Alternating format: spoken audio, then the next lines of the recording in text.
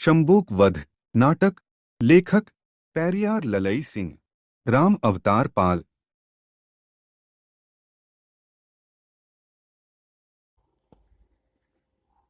द्वितीय अंक।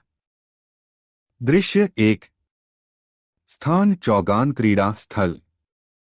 समय सायंकाल 4 बजे। शैलेंद्र और कुंदन आमने सामने से आकर एक ही साथ प्रवेश करते हैं। शैलेंद्र की प्रतिभा से कुंदन की प्रतिभा विशेष चमकती हुई है। कुंदन देखने से ही एक सुशिक्षित एवं कर्मठ नौयुवक दिखाई पड़ता है। अभी तक और खिलाड़ी नहीं आए हैं। शैलेंद्र: भैया कुंदन, तुम तो यहां से चले गए, परंतु तुम्हारी अनुपस्थिति में मुझे अच्छा नहीं लगा। कुंदन उसी चंचलतापूर्ण भाव में: भैया शैलेंद्र, हमें भी तुम्हारी अनुपस्थिति उसी प्रकार अखरती रही जिस प्रकार मछली को पानी की कमी। शैलेंद्र: भला तुमने वहां कभी मेरी याद आई होगी? कुंदन: मैं तो तुम्हें नित्य प्रति याद किया करता था। मैं अपने सहपाठियों से कहा करता था कि यदि मेरा मित्र मुझसे न लड़ गया होता तो मेरे उस शैलेंद्र के सिवाय सहस्रों साथी न बन पाते। मैं पढ़ लिखकर इतना बड़ा विद्वान न हो पाता और मैं समाजोद्धारक समिति का अध्यक्ष न बन पाता। शैलेंद्र: तो क्या तुम विद्वान हो गए और किसी समिति के अध्यक्ष भी हो गए, अर्थात अब तुम पूरे नेता बन गए हो? कुंदन: और क्या तुम्हारा पिछलगुआ बना रहूंगा? शैलेंद्र: और क्या नेतृत्व करने की बुद्धि अनार्यों में भी आ चुकी है? कुंदन: और क्या आर्यों के नाम नेतृत्व का पट्टा कर दिया गया है? जितना सुंदर काम हमारी समिति कर उतना। शैलेंद्र: कुछ भी हो, आर्यों के समतुल्य अनार्यों की सैकड़ों समितियां मिलकर भी मुकाबला नहीं कर सकती हैं। कुंदन: सैकड़ों कहाँ, अभी तो इस समिति की कुछ ही शाखाएं हैं जो उनकी नाकों चने चबवाए हुए हैं। जब सैकड़ों हो जाएंगी तब तो आक्रामक आर्यों को इस देश में रहना मुश्किल हो जाएगा।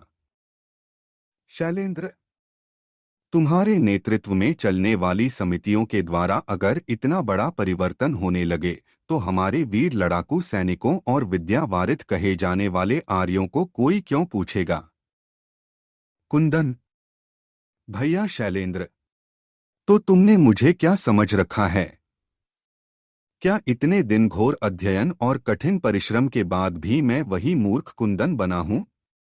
शैलेंद्र, तुम्हें ज्ञात होना चाहिए कि जब मेरे परम पूजनीय गुरुजी श्री श्री श्री महर्षि शंबुक ने यह घोषित कर दिया कि वर्तमान समय में कुंदन आदिवासी महाविद्यालय दंडकारण्य का सर्वश्रेष्ठ विद्वान है, तभी मुझे समाजोद्धारक समिति ने एक मत होकर अध्यक्ष चुना है। शैलेंद्र: इसका अर्थ यह है कि आदिवासी महाविद्यालय दंडकारण्य तुम जैसे महामूर्ख को ही सर्वश्रेष्ठ विद्वान का प्रमाण पत्र मिलता है।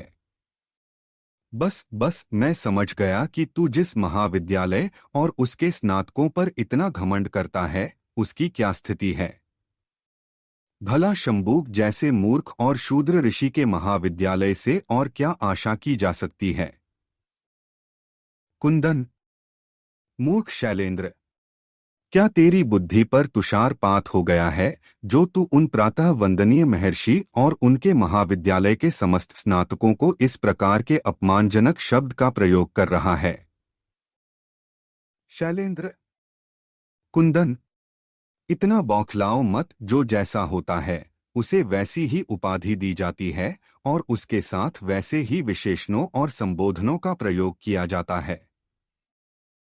कुंदन: दुष्ट तावधान, अब अपने मुंह पर ताला डाल, अन्यथा इसका को परिणाम भुगतना पड़ेगा। शैलेंद्र: हंसकर कुंदन, तुम क्यों इतने व्यथित होते हो? बस अब मैं जान गया कि अनार्य आर्यों का कुछ भी नहीं बिगाड़ सकते हैं।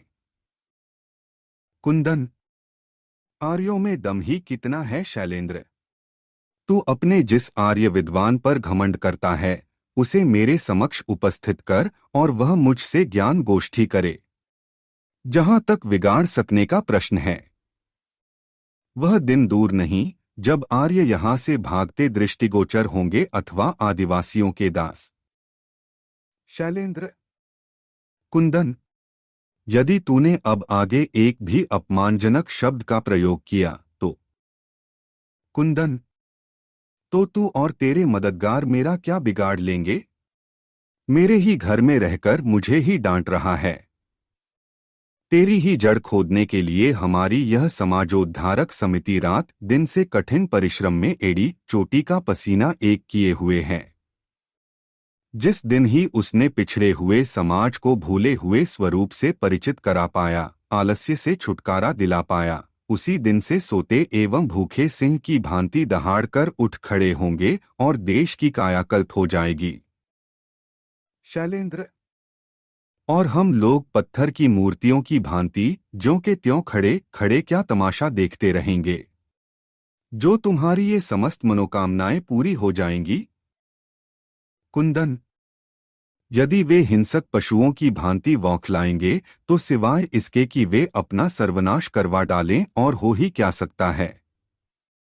आज ही उन्हें हमारा देश छोड़ने के लिए बाध्य होना पड़ जाए। यदि हमारे ही कुछ भाई स्वार्थी, अवतारवादी, देशद्रोही और गद्दार बनकर आर्यों में मिलकर आदिवासी समाज के पैरों में कुल्हाड़ी न मारें। शैलेंद्र, तो क्यों नहीं समझा लेते हो उन्हें? सहसा शिवकंठ का प्रवेश। शिवकंठ, क्यों लड़ रहे हो तुम दोनों? शैलेंद्र की ओर रुख करके, तू दिन भर यूं ही फिरा करता और झगड़ा किया करता है, इसलिए पाठशाला से चला आया। चल घर, मुझे तेरा आवारापन का रवैया पसंद नहीं। घसीट कर एक ओर को ले जाता है। कुंदन, स्वागत। ओह, इन आर्यों के बच्चे बच्चे में इतना स्वाभिमान और आदिवासी इतने मुर्दा, जैसे इनकी नसों का संपूर्ण रुधिर शीतल हो गया हो, परवशता को स्वीकार कर लिए हों और उनके इशारों पर चलने के लिए बाध्य हो रहे हों। तभी तो ये मुट्ठी भर विदेशी छलिया आर्य इस असंगठित आदिवासी वीर दल पर शासन कर रहे हैं। अब भी समय है। यदि समय होते न सोचा गया तो सदा के लिए आर्यों की दास्तां स्वीकार करनी पड़ेगी। कुंदन का एक और प्रस्थान, पटाक्षेप